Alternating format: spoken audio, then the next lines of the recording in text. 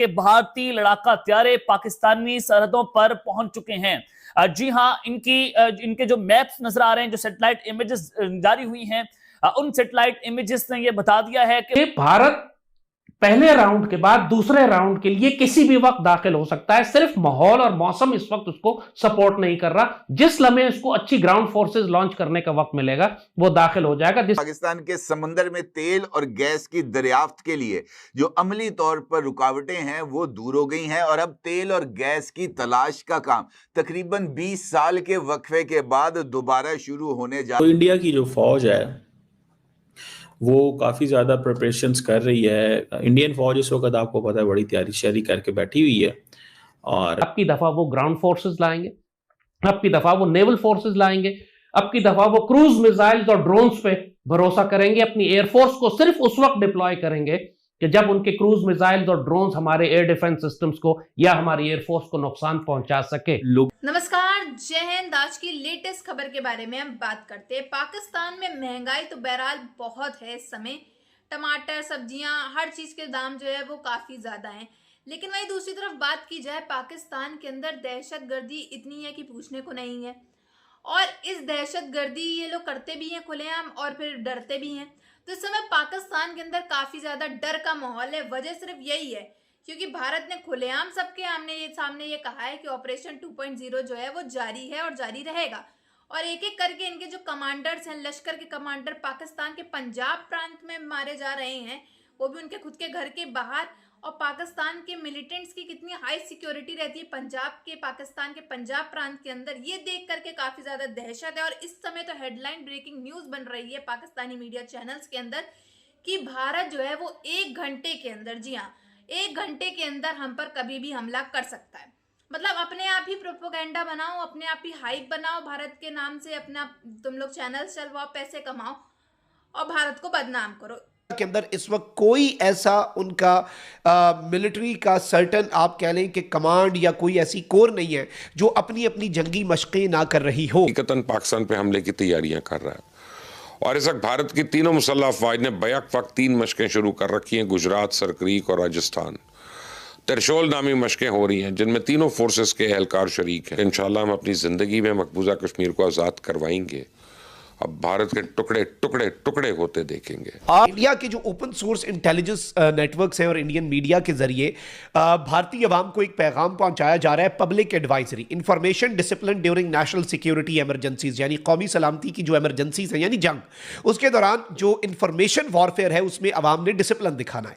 कहते हैं कि अगर कोई हाइटन टेंशन या कॉन्फ्लिक्ट होता है, तमाम इंडियंस जो हैं उन्हें शदीद तरीन कॉशियस रहना होगा सोशल मीडिया पर। मॉडर्न वॉरफेयर जो है वो सिर्फ जंग के मैदान में नहीं बल्कि सिंदूर का जो पहला हिस्सा था, जो पहला पार्ट था जिसको हम राउंड 1 कहते हैं, उससे पहले भी पाकिस्तान में एक माइंडसेट था कि दोनों एटमी ताकतें हैं और कभी भी कन्वेंशनल जंग नहीं हो सकती। जाहिर है कि एक रिवायती जंग हुई, एक छोटे से मामले को बुनियाद बनाकर 2 एटमी ताकतें आमने सामने आ गई। एक मर्तबा फिर पाकिस्तान के खिलाफ उसी तरह एक बहुत बड़े पैमाने पर रिवायती जंग करेंगे।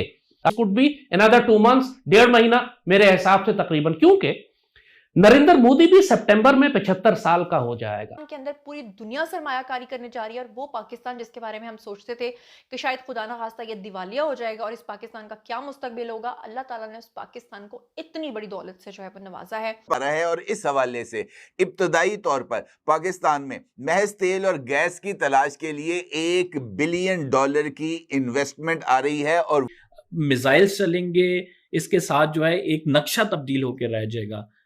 जी एग्जैक्टली कंबर, यही होने जा रहा है। अब की दफा वाइड स्केल जंग होगी। पहले तो उन्होंने सिर्फ हमारे मिलिट्री टारगेट्स को हिट किया था, अब हमारे शहरों को हिट करेंगे। अब वो ग्राउंड फोर्सेस जब लॉन्च करेंगे तो हमारे बॉर्डर एरियाज जितने भी हैं वहां से आपके लोगों की माइग्रेशन होगी, हिजरत होगी, लोगों को निकलना पड़ेगा। बहुत बड़ा अपहीवल होगा पाकिस्तान के अंदर। हमारी कौम इसको रियलाइज नहीं कर रही। ये डिक्लेयर्ड पॉलिसी है। इंडिया ने पाकिस्तान का पानी बंद करना ही करना है। किसी इंडस वाटर ट्रीटी वायलेट कर चुके हैं ना, तो अब उन्होंने कंस्ट्रक्शन भी शुरू कर दी है, कंस्ट्रक्शन शुरू कर दी है। तो वाज़ेह बात है कि अगले साल 2 साल के अंदर आपको फैसला कौन जंग करनी पड़ेगी, वरना वो आपका सारा पानी रोकेंगे भी और मॉनसून के वक्त सैलाब भी भेजेंगे। It as a act of war. और अगर फॉर इंस्टेंस 2 साल में कंस्ट्रक्शन ज़्यादा हो जाती है और इसी तरह धमकियों का सिलसिला। जिसके आगे मोदी और अमित शाह भी हाथ बांध कर खड़े होते हैं, उसने मोदी को डायरेक्ट धमकी लगाई है। बड़े बड़े इजलास हुए हैं उनके आपस में आरएसएस के, इनका जो हेडक्वार्टर है दिल्ली में और नागपुर में, वहां पर इनके इजलास हो रहे हैं। एंड टेक्निकली वो एक नॉन गवर्नमेंट ऑर्गेनाइजेशन है आरएसएस जो है, लेकिन that RSS is actually running the Indian government in the Indian army. इन्होंने अपनी सारी मिलिट्री और पॉलिटिकल लीडरशिप आरएसएस की लगाई हुई है।